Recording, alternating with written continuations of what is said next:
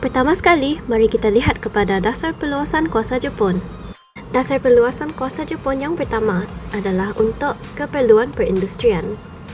Jepun perlu mengurangkan pergantungan terhadap negara barat untuk mendapatkan bahan mentah seperti biji timah dan getah.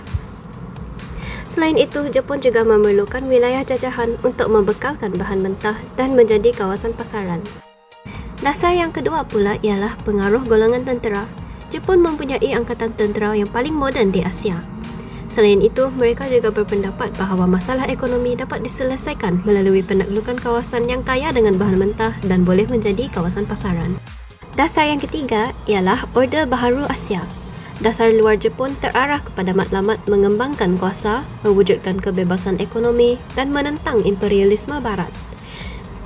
Orde Baharu Asia diwujudkan di Asia Timur lalu dikembangkan ke seluruh Asia. Seterusnya, sekatan ekonomi terhadap Jepun. Dasar perluasan kuasa Jepun telah mendapat reaksi daripada pihak persekutu. Amerika Syarikat, British dan Belanda mengenakan sekatan ekonomi untuk menghalang Jepun daripada memperoleh bahan mentah yang diperlukan untuk industri dan operasi perang. Tahukah anda, sekatan ekonomi ialah tindakan menghentikan perdagangan serta membekukan semua harta milik Jepun di wilayah yang dikuasai oleh British, Amerika Syarikat dan Belanda. Tambahan pula, rancangan penaklukan wilayah di selatan. Jepun merangkumi Asia Tenggara yang kaya dengan bahan mentah seperti biji timah, getah, bausit dan petroleum.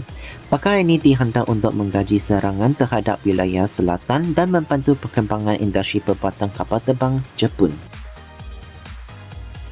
Kronologi yang pertama ialah Jepun mendarat di Kelantan dan juga menyerang Pearl Harbor, Hawaii, iaitu pangkalan tentera laut Amerika Syarikat di Pasifik.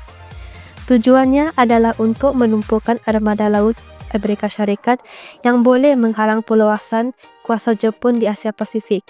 Kronologi yang kedua adalah serangan ke atas wilayah jajahan kuasa barat, sebagai contoh Filipina, Hong Kong, Pulau Guam dan Pulau Wake.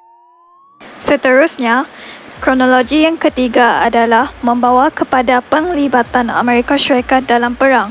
Ini menyebabkan Amerika Syarikat mengisytiharkan perang terhadap Jepun. Dan kronologi yang keempat adalah Jepun berjaya membentukkan empayar yang luas di Asia Pasifik pada April 1942 disebabkan strategi yang berkesan dan serangan melalui laut, darat dan udara. Secara ringkasnya, pada 8 Disember 1941, Jepun mendarat di Kelantan dan juga menyerang Pearl Harbor. Pada 10 Disember 1941, Jepun mendarat di Pulau Guam. Jepun berjaya menguasai Miri pada 16 Disember 1941. Pendaratan pertama Jepun di Filipina bermula pada 20 Disember 1941. Pada 23 Disember 1941, Pulau Wake jatuh selepas serangan kedua Jepun. Hong Kong mengira kalah pada 25 Disember 1941. Pada 2 Januari 1942, Jepun menawan Manila dan berjaya menakluk Burma. Pada 19 Januari 1942, Sandakan dikuasai oleh Jepun. Singapura jatuh ke tangan Jepun pada 15 Februari 1942. Jepun mengebom Darwin di Australia pada 19 Februari 1942.